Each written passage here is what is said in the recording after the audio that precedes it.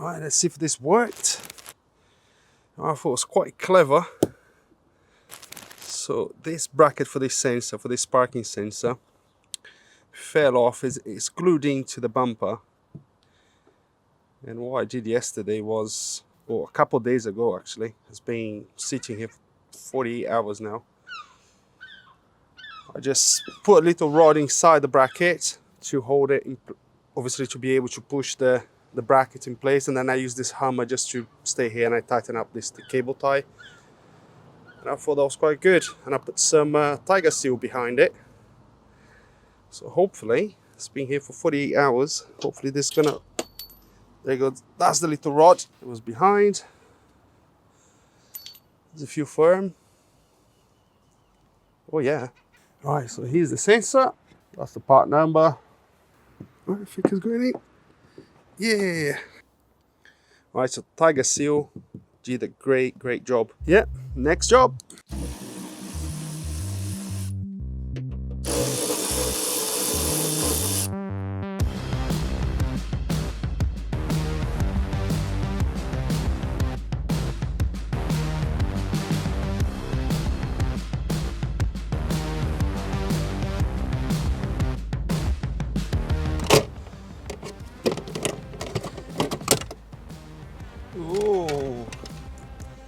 Oh, right, so that's unplugged. Let's carry on.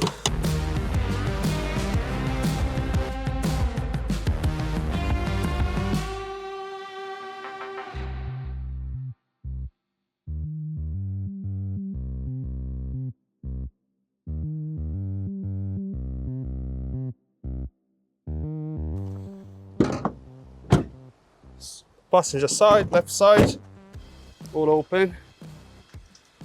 Driver side. Let's lock it now. That sounded better as well. Before it used to, used to click quite a few times afterwards. There we go. Let's unlock it. There we go. Unlocked. Unlocked. Unlocked. Beautiful. Hello everyone, welcome back to the channel. So I just fitted a new second-hand lock for the front left and rear right door.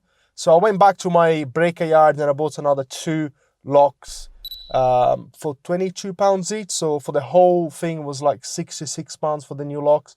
I tried everything with this lock, like spray WD-40, work the lock in and out, banged it, and it would just not work. So I don't know exactly what happened, because when I got the car, like I mentioned before, the front left, the passenger side, it was working, but it stopped working. Now, it's all good again, but I want to show you the live data again, just to make sure, you know, everything's working properly. But I tested with the key, and that's all good. So here we have door closed, driver door, passenger door, all the rear doors closed. So that's perfect, because you've got a switch for that as well. So that's working now. We've got all doors unlocked. Now I'm going to press the lock button. So there we go, locked, unlock, lock, unlock, every single time. So that's perfect. Now, I was planning to fix everything to do with the warning lights that we have on the dash, which I've showed you before. But because I've got all the door cards hanging, at least those 2 hanging, I think I'm just going to tackle, or at least see what's wrong with those doors, because I want to be able to put the door cards back again. And this door actually had, the switch was disconnected. Behind the door card, the motor is fixed in with a sort of like a bracket. That was off. There was 6 screws inside there, inside the door card, and so definitely something happened before. Someone had a go at it before. I've got the wiring diagram here for the door, and it's actually a little bit more simpler than I expected. But I will be using the scope, so I got the scope out. If you haven't seen a video from Ivan, Pine Hollow to Diagnostic, I'll leave the link for his video in the description. He had a system. I don't think we have the risk in this system here, but a similar system that he worked on. I believe it was a Subaru Outback, I believe it was. Just look for Subaru Saga, but I'll leave the links in the description. He tested the system with a test light, and he ended up damaging the motor and one of the switches, I believe.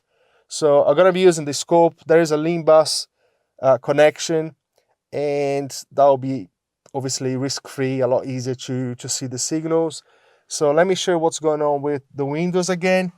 So the rear windows, oh no, front, I'm pressing the front, sorry. So you press the switch, it goes down a little bit and stops. The same thing going up, you keep pressed. Rear door, same situation going up. Driver's door works fine, absolutely fine. Rear door, rear right, absolutely fine. Now, what I've done so far, I've tried to do reset the anti-trapping just in case, and it's not the case. It's not an anti-trapping problem. Also, I don't feel like there's any drag or it's stopping anywhere. So that doesn't seem the problem. Seems to be the problem. So I'm gonna check the live data again for any information with the window switch. See if we have any values there to tell that it's working properly. Now, like I said before, this system obviously uses LIN-BUS. So if there's any problem with that switch, these driver doors should work. And I'm getting the same thing from both switches.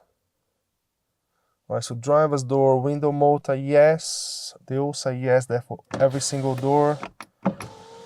So that is just, I would say maybe that it tells that it's plugged in. And then we go to EF8 switch driver's door. Is that the one? Let's try. Alright, so there you go. Manual opening, auto opening, working fine. Right rear, the same thing, working properly. Now passenger left. See, seems to be getting the signal.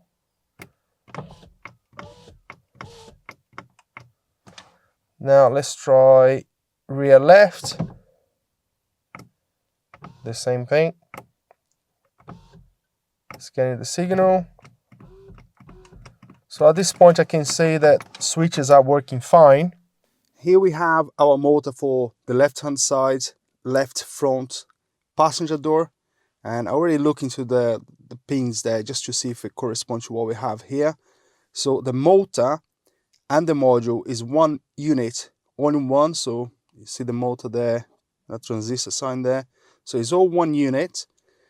And instead of having 7 wires, like it's showed here, pin 7, 6, 1, 2, 4, 5, and 3, we don't have this central door locking wiring. So only 5, so it makes it a little bit easier. So now switch, we have this green wire is blue here because my printer, the color might be incorrect because my printer is running out of ink. So this green is a green wire here, goes to the light bulb. And I think that's 12 volts, but we're going to test it. Then pin 1 on the switch, I believe this is going to be ground. Then you have, obviously the switch, you have a couple resistor here. And then you have this blue wire, which is going to be the signal. Let's see what happens with that. Then we have a brown wire here, pin 1 on the actual motor. There's our ground, our thick wire. Then we have our LIN-BUS. lilac and white being 3. And then we have our 12 volts fuse 45 25 amp. So that should be 12 volts there. So that's what we're going to check now, see if everything's there. But looking at this, it seems like it's going to be pretty straightforward. Right, I've got the scope set it up. I'm using the 4 channels. So we've got the green channel on our switch light, then blue channel signal, red channel what I think is ground, and then a yellow channel, the LIN-BUS signal. So at the moment I'm gonna put a screen capture here. So at the moment, as you can see there, we've got the LIN-BUS 12 volts, and it's pulled down when we got communication. Every other channel at 0 volts. So let me turn the light on first, because the switch is working. And we're not so worried about the switch light anyway. We can eliminate that channel and have a better view. So as you can see, green channel, switch light, so that's working. So good, up to 12 volts. Seems to be some kind of PWM signal going on. So I'm gonna turn that off, and I'm gonna turn that channel off as well.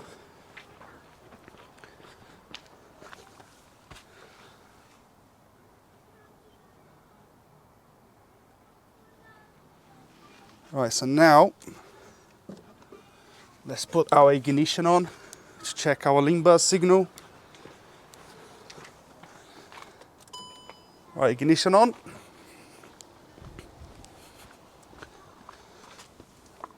Right, so that's good. So that's, like I mentioned, 12 volts to get pulled down. And that seems to be okay to me.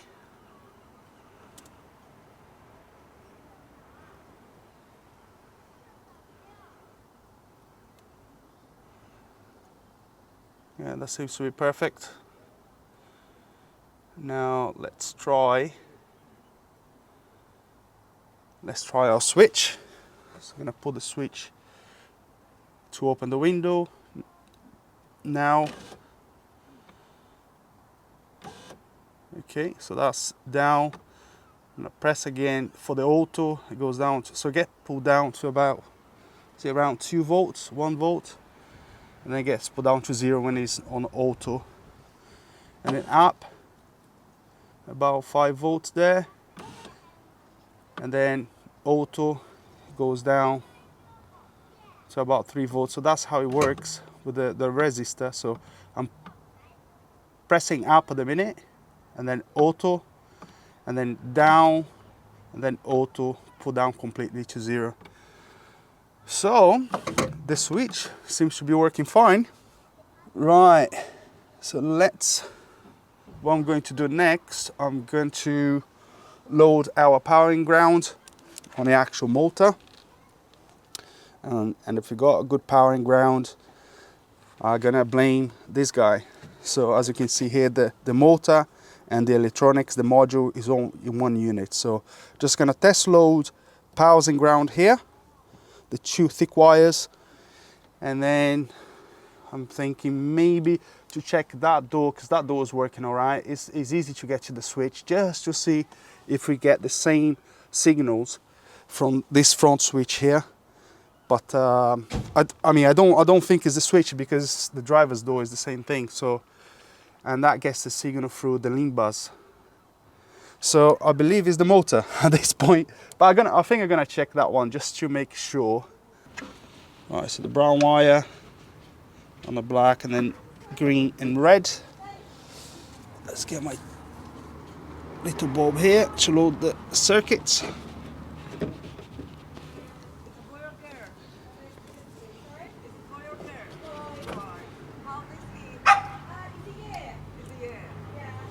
There you go, nice and bright. So, good powers and grounds. Okay, so this is the rear right. So this is all working properly in this door. This window is working perfectly. So again, brown wire, white and lilac. Same thing, let's see what it does. So I'm pushing up, so down to, seems like the same voltage to me, and then down to 3, now down around, let's say 2. I need to measure this properly, but, and then the last one pulls to ground completely. So up, it goes to about, let's say 6 volts there, around that. Then auto, down to 3, down about 1 or 2, and then full down, auto down, pull down to 0. So the module inside here sees that signal, and obviously the module does everything for you.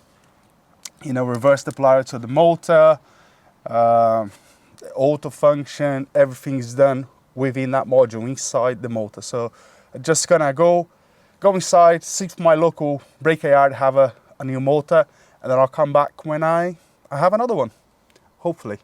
All right, so just check the voltage here for our signal. So when I press the switch up, it gets pulled down to 5.687 volts, and then if you press up again, obviously the auto function gets pulled down to 2.939 volts, down 958.5 millivolts, and then down auto 0 volts. So that is the signal. And then obviously these figures might change a little bit. I think this battery is a little bit flat, but anyway, we checked everything. We checked our LIN-BUS communication wire.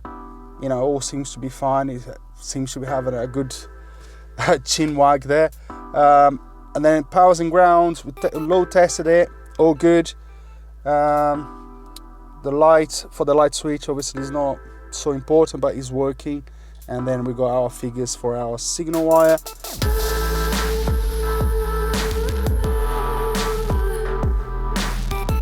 Hello, you alright? You are? I wasn't certain if it was you from the back. It's me. How you doing? Okay, I just wanted to let you know that we had a break-in. Did you? What's today? Saturday. We had a break-in on Thursday night. It was unusual because I heard it. It was at 2:30.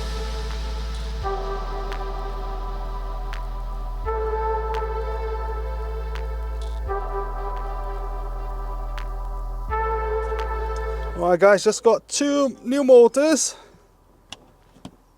and I'm fitting the passenger side first. Well, let's leave it like that. Let's see if that works. Let's put the ignition on. Alright, so ignition is on now. Moments of the truth. There we go. Alright, up. Probably need to reset the anti-trap system. Just gonna press and hold. There we go. So auto function is working now. And the same thing going up. There we go. So I've got another motor here for the back. So I just got to fit up the back. That was the bad front one. It's pretty easy. It's only like 3 bolts. It's T30. Just make sure to remove the motor. Don't let the back of it pop out. Sometimes it's quite a nightmare to put that back. So this door is finished. I'm just gonna fit everything back in. Like I said, this bracket was off, so I'm gonna pull the screws there and fit this door back in, and then I'm gonna replace the rear one.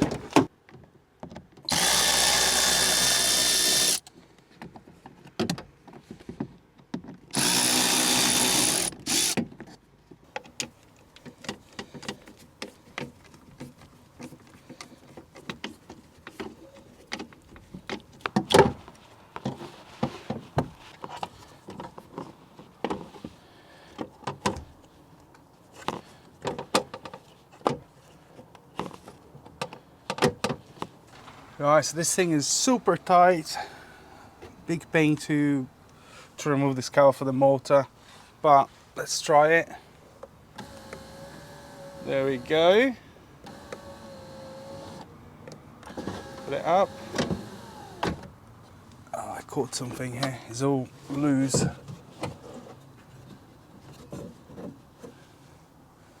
Oh yeah.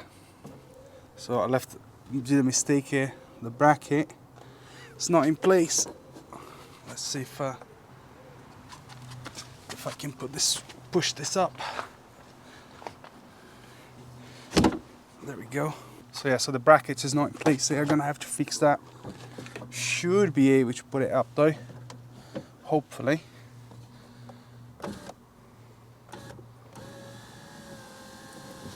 There we go.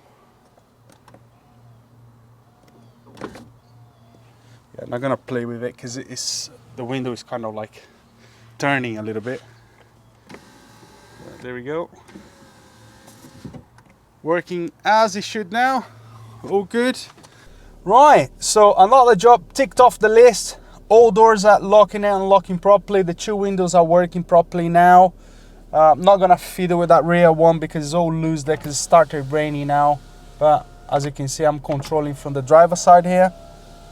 And perfect again. I'm not gonna play with that anymore because the window was like tilting sideways because the runners are all loose and it started raining. It's quite tight. That bracket for that motor is super tight. I don't know how you're supposed to do it, to be honest, if you have to remove the glass. I'm not sure, but it's pretty tight.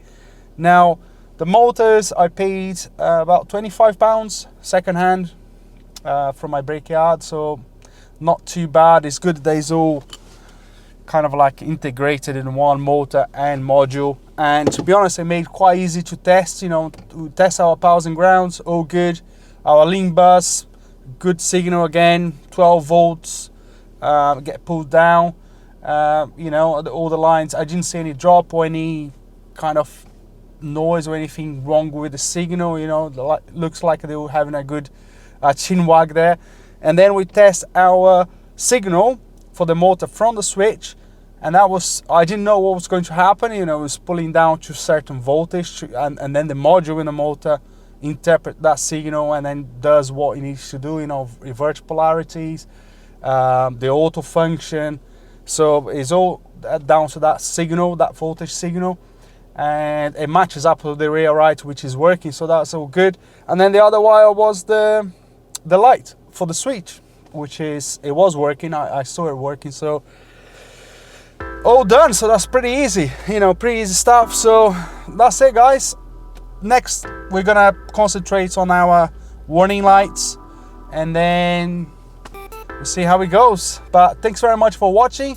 If you enjoyed this video, make sure to give us a thumbs up and subscribe. If you have any comments, just leave it below, and I'll see you in the next video. Cheers.